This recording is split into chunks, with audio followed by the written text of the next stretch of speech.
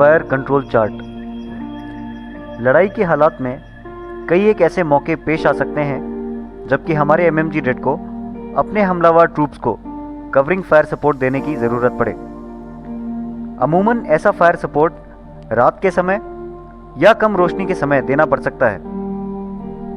इसके लिए Firebase commander दिन के समय अपने ऑब्जेक्टिव से संबंधित चंद एक जानकारी इकट्ठा करता है और फिर इन्हें गन में लगाए जाने वाले डेटा में तब्दील कर लेता है।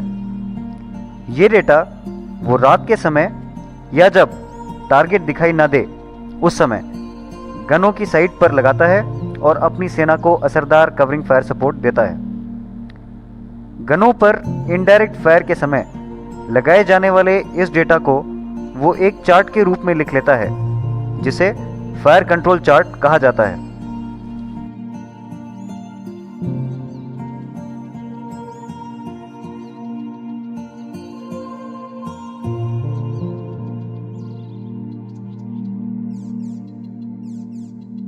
उद्देश्य: इस सीबीटी पैकेज के द्वारा आपको एमएमजी के लिए फायर कंट्रोल चार्ट तैयार करने का तरीका सिखलाया जाएगा।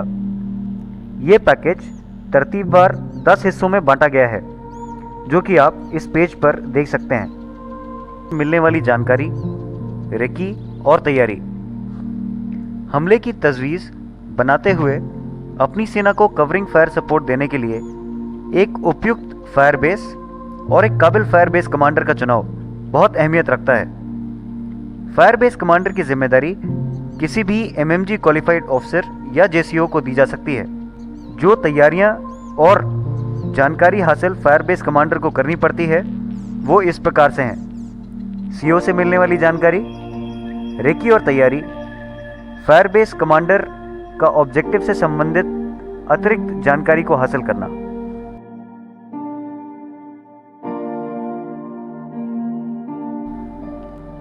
सीओ से मिलने वाली जानकारी। फायरबेस कमांडर सीओ द्वारा नियुक्त किया जाता है और वो बटालियन ओ ग्रुप का हिस्सा होता है। वो सीओ साहब के हुक्मों को सुनता है और उनमें से अपनी ज़रूरी बातों को नोट करता है। वो बातें जो सीओ साहब से मालूम होती हैं और एमएमजी से ताल्लुकात रखती हैं वो इस प्रकार हैं: ऑब्जेक्टिव और उसका फैलाव, हमले की दिशा, एफयूपी और स्टार्ट लाइन की जगह, एच आवर,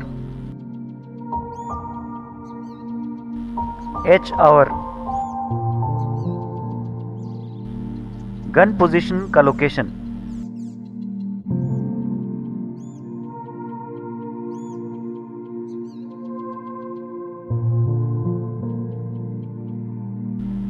एडवांस की रफ्तार, हमले के फेजेस, फायर बेस में लगाई जाने वाली एमएमजी की तादाद, फायर सपोर्ट शुरू करने का समय, फायर की रफ्तार।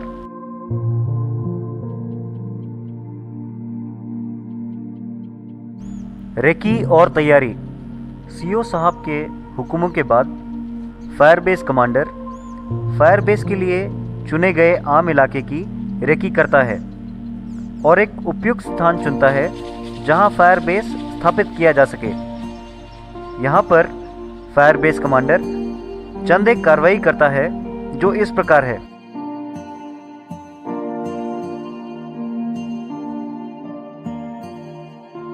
पिवट गन पोजीशन और कंट्रोल पोस्ट के लिए फायरबेस कमांडर स्थान का चुनाव करता है।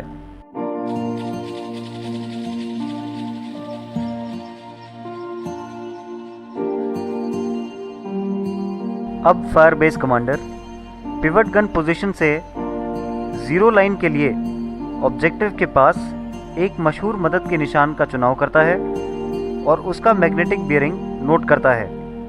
ये निशान ऑब्जेक्टिव के मध्य से जितना नज़दीक हो उतना बेहतर है।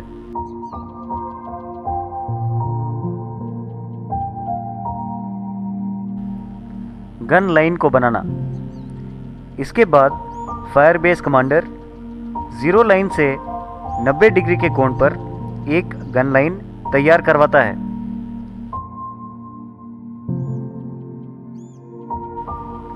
गन लाइन को बनाना। इसके बाद fire base commander zero line से 90 डिग्री के कोण पर एक गन लाइन तैयार करवाता है। ऑब्जेक्टिव से संबंधित कुछ अतिरिक्त जानकारी हासिल करना। गन लाइन तैयार हो जाने के बाद फायर बेस कमांडर ऑब्जेक्टिव से संबंधित कुछ अतिरिक्त डेटा हासिल करता है जो इस प्रकार से हैं।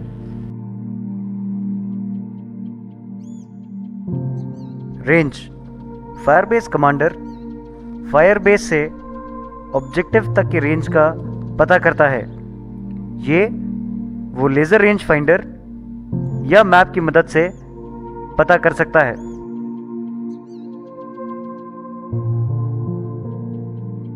टारगेट की चौड़ाई। टारगेट की चौड़ाई पता करने के लिए fire base commander site unit की मदद ले सकता है।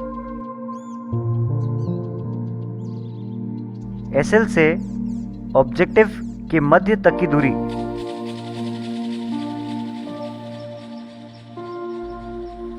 Angle of switch. ये पिवट गन पोजीशन पर वो कोण है जो कि जीरो लाइन और ऑब्जेक्टिव के मध्य को जोड़ती लाइन के बीच बनता है। Angle of site. Angle of site या नज़र का कोण फायर बेस कमांडर अलग अलग टारगेटों के लिए निकालता है। गनों के बीच का फासला। Fire base commander fire base में लगी हुई गनों के बीच का फासला नोट करता है। यहाँ पर फायर बेस कमांडर की प्रारंभिक रेकी और तैयारी पूरी तरीके से समाप्त होती है।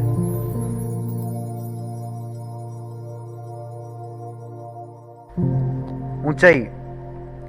रात के समय फायर करते वक्त टारगेट को एंगेज करने के लिए गन की साइट यूनिट पर ऐसी ऊंचाई लगाकर फायर करना होगा जिससे गोलियां पॉइंट ऑफ एम पर लगें।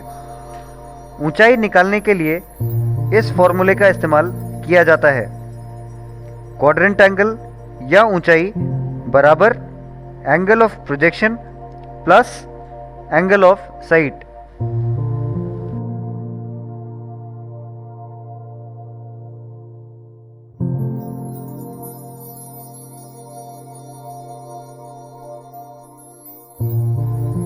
दिशा या डिफ्लेक्शन। इस हिस्से में एमएमजी से इनडायरेक्ट फायर करने के लिए लगाई जाने वाली दिशा से संबंधित जानकारी दी जाएगी जो इस प्रकार है। सबसे पहले दिशा की परिभाषा, उसके बाद पिवट गन की दिशा निकालने का तरीका, उसके बाद दिशा हासिल करने का फॉर्मूला और अंत में दूसरी गनों की दिशा निकालने का तरीका।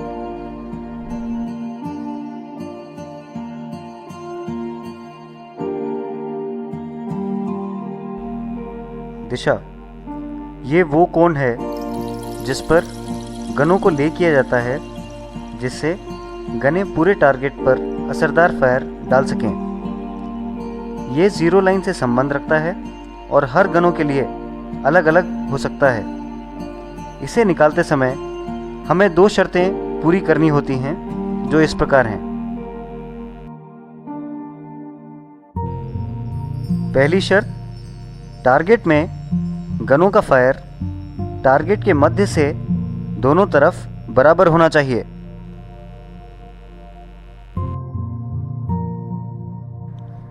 दूसरी शर्त, टारगेट में दो गनों के बीटन जोन के बीच में 10 मीटर का फासला होना चाहिए।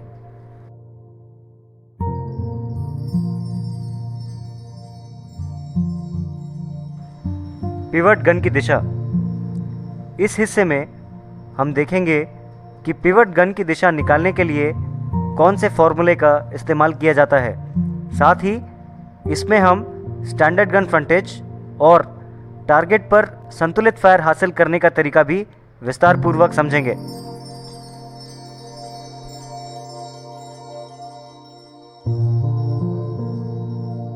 पिवट गन की दिशा निकालने के लिए जिस फॉर्मूले का इस्तेमाल किया जाता है वो इस प्रकार है। पिवट गन की दिशा बराबर एंगल ऑफ स्विच प्लस या माइनस हाफ स्टैंडर्ड गन फ्रंटेज।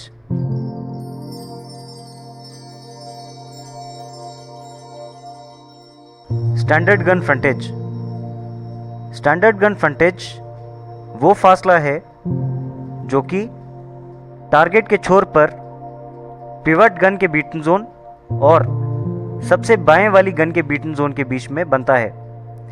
इसे निकालते समय ध्यान में रखने वाली बात, हर दो गनों के बीटन जोन के बीच का फासला 10 मीटर होना चाहिए। मिसाल के तौर पर अगर फायर बेस पर 7 गनें फायर कर रहे हों तब स्टैंडर्ड गन फ्रंटेज 60 मीटर माना जाएगा।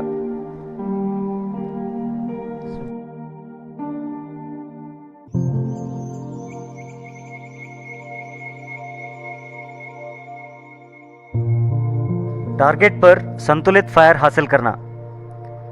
टारगेट पर एक संतुलित फायर हासिल करने के लिए ज़रूरी है कि टारगेट के मध्य से टारगेट पर सबसे बाहर वाले बीटन जोन के बीच का फासला हाफ SGF होना चाहिए।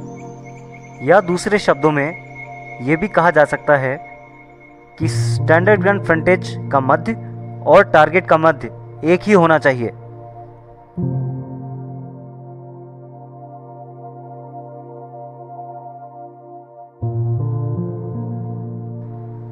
दिशा हासिल करने का फॉर्मूला। दिशा हासिल करने का फॉर्मूला यानी दिशा बराबर एंगल ऑफ स्विच प्लस या माइनस हाफ स्टैंडर्ड गन फ्रंटेज हम पिछले हिस्से में सीख चुके हैं। इस हिस्से में हम देखेंगे कि ये फॉर्मूला हमें किस प्रकार से हासिल हुआ। एंगल ऑफ स्विच और SGF इन दो बातों के मेल से हमें दिशा हासिल होती है। यदि हम गलती से दिशा के लिए कोई और फॉर्मूला निकालें तो नीचे दी गई हालतें हमारे सामने पेश आएंगी।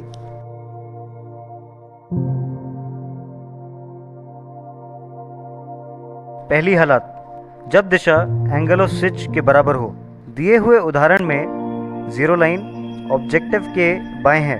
पिवट गन की दिशा एंगल ऑफ स्विच के बराबर होने से पिवट गन ऑब्जेक्टिव के मध्य में फायर करती है और बाकी गनें उसे भी बाएं। इससे टारगेट पर पूरा फायर हासिल नहीं होता है और टारगेट का दाहिना किनारा बचा रह जाता है। दूसरी हालत, जब दिशा angle of switch plus standard gun frontage हो।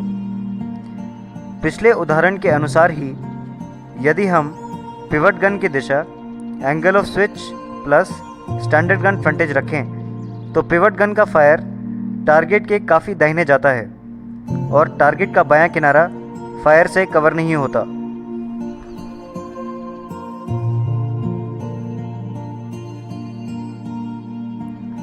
दूसरी हालत, जब दिशा angle of switch plus standard gun frontage हो।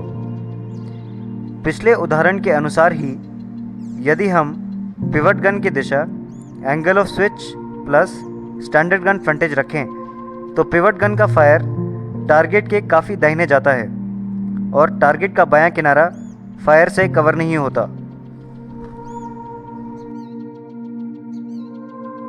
तीसरी हालत, जब दिशा angle of switch minus standard gun frontage हो। पिवट गन की दिशा यदि angle of switch minus standard gun frontage के बराबर हो तो उसका फायर टारगेट के बाएं किनारे पर जाता है और बाकी गनें उसके भी बाएं फायर करती हैं जिससे टारगेट कवर नहीं होता है।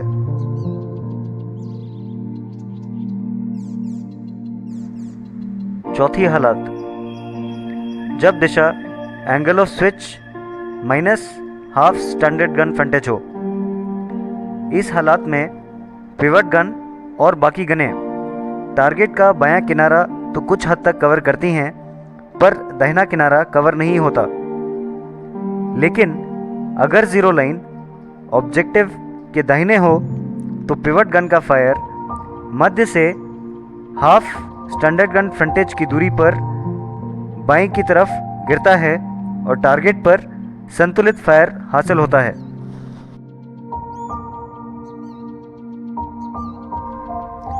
पांचवी हालत, जब जीरो लाइन ऑब्जेक्टिव के बाएं हो और दिशा angle of switch plus half standard gun frontage हो तो टारगेट पर संतुलित फायर हासिल होता है। ऊपर दी गई पांचों हालातों के देखने के बाद हम इस निष्कर्ष पर पहुंचते हैं कि हमें सही दिशा एंगल ऑफ स्विच प्लस या माइनस हाफ स्टैंडर्ड गन फ्रंटेज से मिलती है। यदि जीरो लाइन ऑब्जेक्टिव के बाएं है तो दिशा angle of switch plus half SGF और दाहिने है तो angle of switch minus half SGF होगी।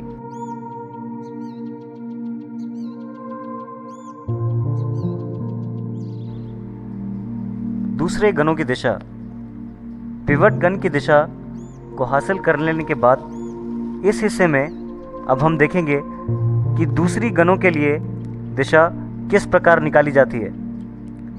साथ ही किसी भी गन की कैजुअलिटी हो जाने के हालात में दिशा को दोबारा किस तरीके से निकाला जाता है, ये भी आप इसी हिस्से में सीखेंगे।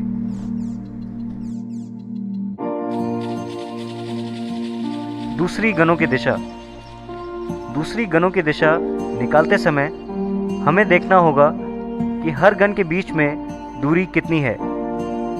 पहली हालत, जबकि गनों के बीच का फासला 10 मीटर हो।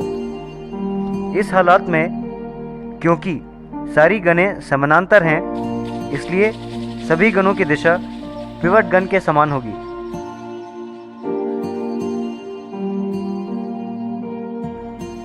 दूसरी हालत, जब गनों के बीच का फासला 10 मीटर से कम या ज़्यादा हो।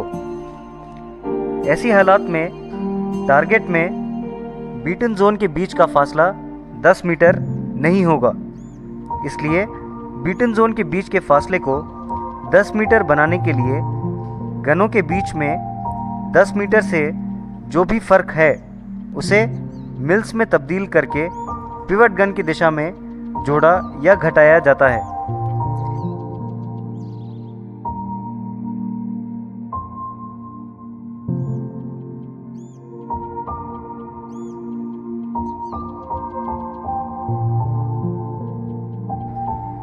दूसरी हालत, जब गनों के बीच का फासला 10 मीटर से कम या ज़्यादा हो। ऐसी हालत में टारगेट में बीटन जोन के बीच का फासला 10 मीटर नहीं होगा, इसलिए बीटन जोन के बीच के फासले को 10 मीटर बनाने के लिए गनों के बीच में 10 मीटर से जो भी फ़र्क है उसे मिल्स में तब्दील करके पिवट गन की दिशा में जोड़ा या घटाया जाता है।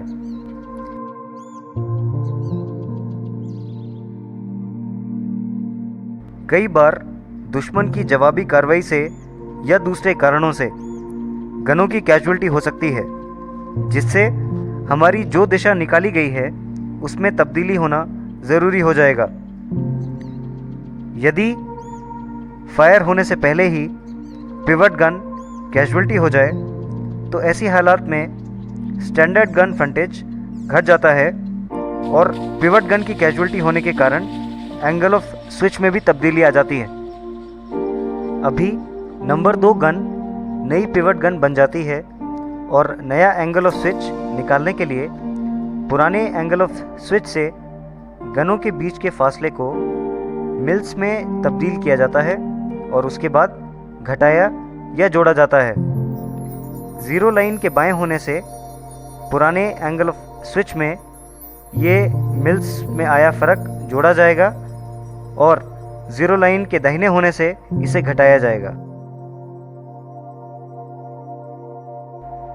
यदि फायरिंग से पहले पिवट गन के अलावा और कोई गन आउट ऑफ एक्शन हो जाए तो इस हालात में एंगल ऑफ स्विच नहीं बदलता है, सिर्फ स्टैंडर्ड गन फ्रंटेज घट जाता है।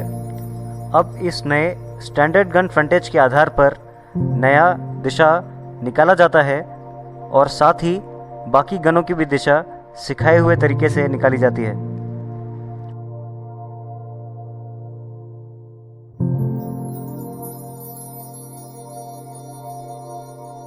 लिफ्ट, अगर टारगेट गहराई वाला टारगेट हो तो उसकी गहराई को ढांपने के लिए लिफ्ट दी जाती है। साथ ही ऊंचाई की गलतियों को ढांपने के लिए कंबाइंड साइट रूल के मुताबिक लिफ्टें दी जाती हैं। वैसे तो दिन में ये लिफ्ट मीटर्स में दी जाती है, लेकिन क्योंकि रात में इन्हें साइट पर लगाकर फायर करना होगा, इसलिए इन्हें मिल्स में भी निकाला जाता है। इन्हें रेंज टेबल से अलग अलग रेंज के लिए एंगल ऑफ प्रोजेक्शन को देखकर और उसमें फ़र्क को निकालकर दिया जाता है।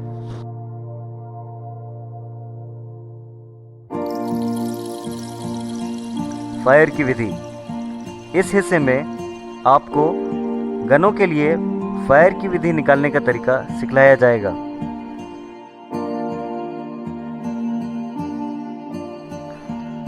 फायर की विधि, गनों की दिशा निकाल लेने के बाद अगर हम फायर करते हैं तो गन सिर्फ एक ही दिशा में फायर करेगी और उसके दाहिने और बाएं फायर नहीं जाएगा, जिससे टारगेट पूरी तरीके से बर्बाद नहीं हो सकेगा। इसलिए ज़रूरी है कि दिशा निकाल लेने के बाद गनों के लिए एक फायर की विधि निकाली जाए, जैसे दाहिने बाएं 2 क्लिक या दाहिने बाएं 5 क्लिक या ऐसी ही कोई और विधि जिससे पूरे टारगेट पर असरदार फायर डाला जा सके।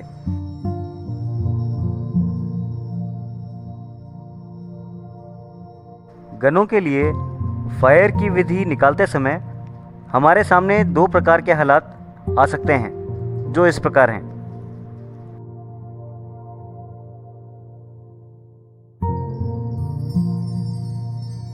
पहली हालात, जबकि टारगेट की चौड़ाई या टारगेट फ्रंटेज स्टैंडर्ड गन फ्रंटेज से अधिक हो। जब टारगेट फ्रंटेज स्टैंडर्ड गन फ्रंटेज से ज़्यादा हो तो हमें 2 बातों का ध्यान रखना पड़ता है। एक, टारगेट क्योंकि स्टैंडर्ड गन फ्रंटेज से अधिक चौड़ा है, इसलिए उसके बाहरी किनारों पर फायर नहीं पहुंचेगा।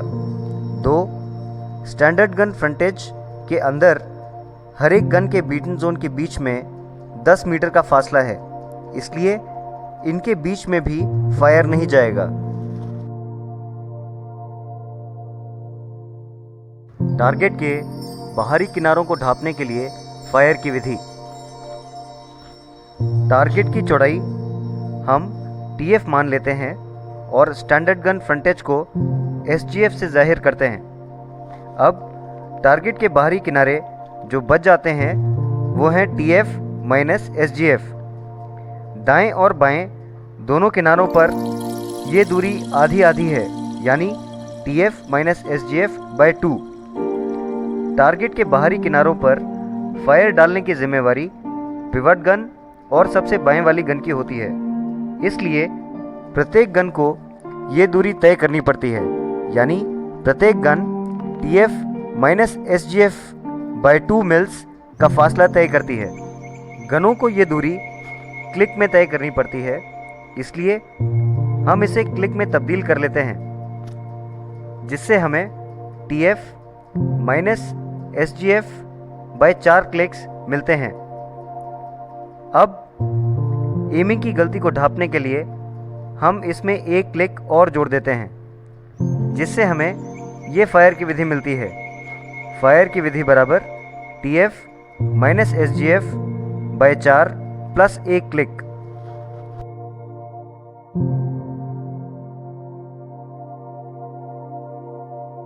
किसी भी 2 बीटन जोन के बीच के इलाके को ढांपने के लिए फायर की विधि।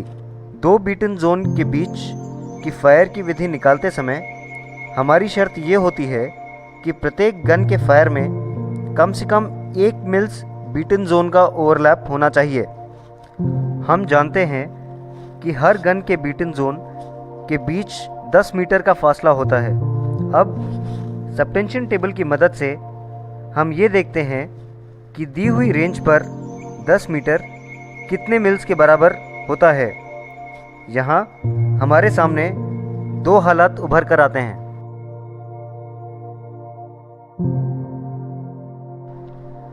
पहली हालत, जब 10 मीटर 9 मिल्स या इससे कम होता है। इस हालत में दो बीटन जोन के बीच का फासला दाहिने बाएं 2 क्लिक से ढांपा जा सकता है। ऐसे में हमें दो गनों के फायर में कम से कम 1 मिल का ओवरलैप हासिल होता है।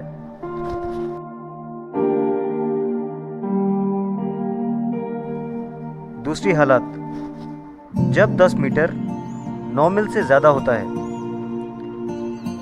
इस हालत में दाहिने बाएं 2 क्लिक से हमें फायर के बीच का ओवरलैप हासिल नहीं होता है। इसलिए हमें एक ऐसी फायर की विधि निकालनी होती है जिससे कम से कम 1 मिल का ओवरलैप मिल सके। इस हालत में दो बीटन जोन के बीच का फासला हम S मिल्स मान लेते हैं। अब दोनों गनों को ओवरलैप हासिल करने के लिए S/2 मिल्स का फासला अंदर की तरफ तय करना पड़ेगा। इस S/2 मिल्स के फासले को क्लिक में तब्दील करने पर हमें S/4 क्लिक हासिल होते हैं। S/4 वो फायर की विधि है जिससे बीटन जोन के बीच का पूरा इलाका ढांपा जा सकता है और ओवरलैप भी हासिल हो सकता है। इसलिए फायर की विधि दाहिने बाएं S/4 क्लिक्स मानी जाएगी।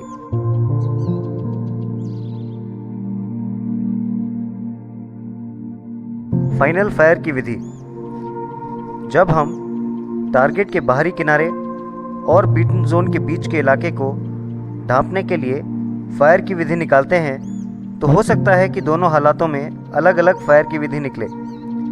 दोनों में से कोई भी एक कम हो सकती है। अगर हम सभी गनों से कम ज़रूरत वाली फायर की विधि से फायर करेंगे तो साफ जाहिर है कि दूसरी ज़रूरत पूरी नहीं होगी और टारगेट में कुछ गैप्स बचे रह जाएंगे या टारगेट का कुछ किनारा बच जाएगा। इसलिए दोनों में से जो भी ज़्यादा हो, टारगेट को उस फायर की विधि से बर्बाद किया जाता है।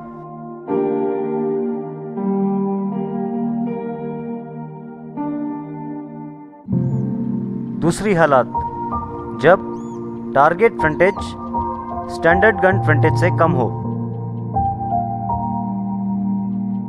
जब टारगेट की चौड़ाई स्टैंडर्ड गन फ्रंटेज से कम होती है तब टारगेट का कोई बाहरी किनारा ऐसा नहीं बचता है जिसमें फायर ना हो।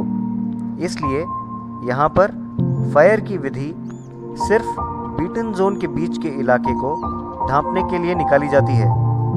ये उसी तरीके से निकाली जाती है जैसे आप पिछले हिस्से में सीख चुके हैं।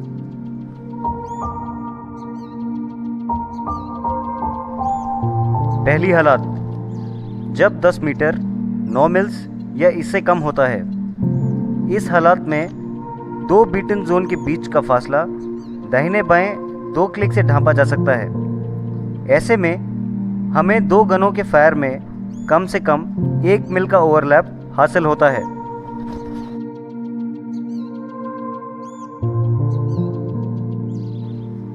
दूसरी हालत, जब 10 मीटर 9 मिल से ज़्यादा होता है। इस हालत में दाहिने बाएं 2 क्लिक से हमें फायर के बीच का ओवरलैप हासिल नहीं होता है। इसलिए हमें एक ऐसी फायर की विधि निकालनी होती है जिससे कम से कम 1 मिल का ओवरलैप मिल सके। इस हालत में दो बीटन जोन के बीच का फासला हम S मिल्स मान लेते हैं। अब दोनों गनों को ओवरलैप हासिल करने के लिए S/2 मिल्स का फासला अंदर की तरफ तय करना पड़ेगा। इस S/2 मिल्स के फासले को क्लिक में तब्दील करने पर हमें S/4 क्लिक हासिल होते हैं। S/4 वो फायर की विधि है जिससे बीटन जोन के बीच का पूरा इलाका ढांपा जा सकता है और ओवरलैप भी हासिल हो सकता है। इसलिए फायर की विधि दाहिने बाएं S/4 क्लिक्स मानी जाएगी।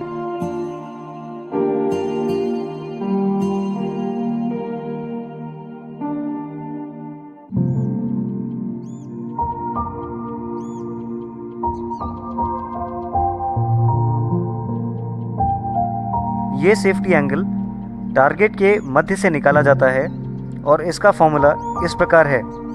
सेफ्टी एंगल बराबर half standard gun frontage plus fire की विधि प्लस बेसिक सेफ्टी एंगल जो कि 60 मिल होता है।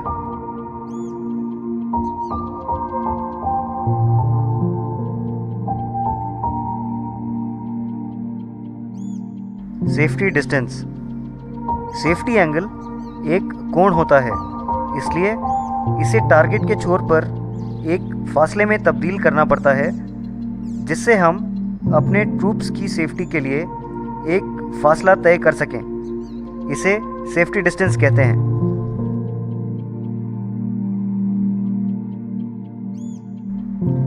सेफ्टी डिस्टेंस ये टारगेट के छोर पर वो दूरी है जो सेफ्टी एंगल द्वारा उस रेंज पर बनती है। ये वो हद को जाहिर करती है जहां अपने हमलावर ट्रूप्स के पहुंचने पर फायर सपोर्ट बंद करना पड़ता है।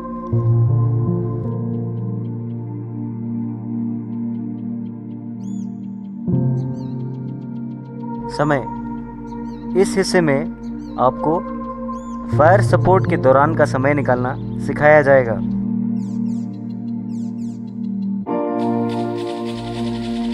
समय।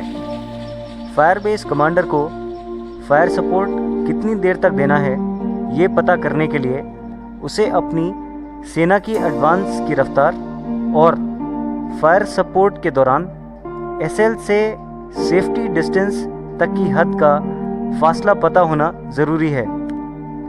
सेफ्टी डिस्टेंस निकाल लेने के बाद अब हमें पता चल जाता है कि ऑब्जेक्टिव के मध्य से कितने फासले में आने पर हमें फायर सपोर्ट बंद करना पड़ेगा।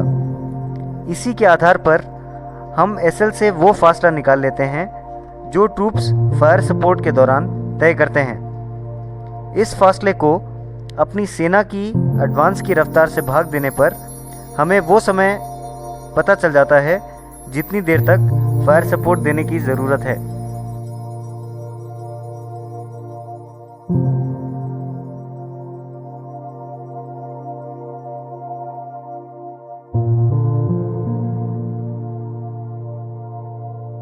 एम्यूनेशन। फायर सपोर्ट के दौरान एम्यूनेशन के खर्च को निकालने का तरीका आपको इस हिस्से के दौरान सिखाया जाएगा।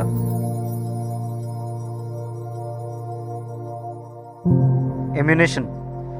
गनों से कितना समय फायर करना है इसका पता लगाने के बाद उस समय पर गनों की फायर की रफ्तार से गुना करके हम निकालते हैं कि हमें कितने एम्यूनेशन की ज़रूरत पड़ेगी। बाद में रिज़र्व के लिए इसका आधा निकालकर और जोड़ दिया जाता है, क्योंकि कुल एम्यूनेशन का 1/3 रिज़र्व एम्यूनेशन होना चाहिए। एम्यूनेशन की कुल ज़रूरत को अंत में राउंड करके बेल्ट बॉक्सों की तादाद में भी जाहिर किया जाता है।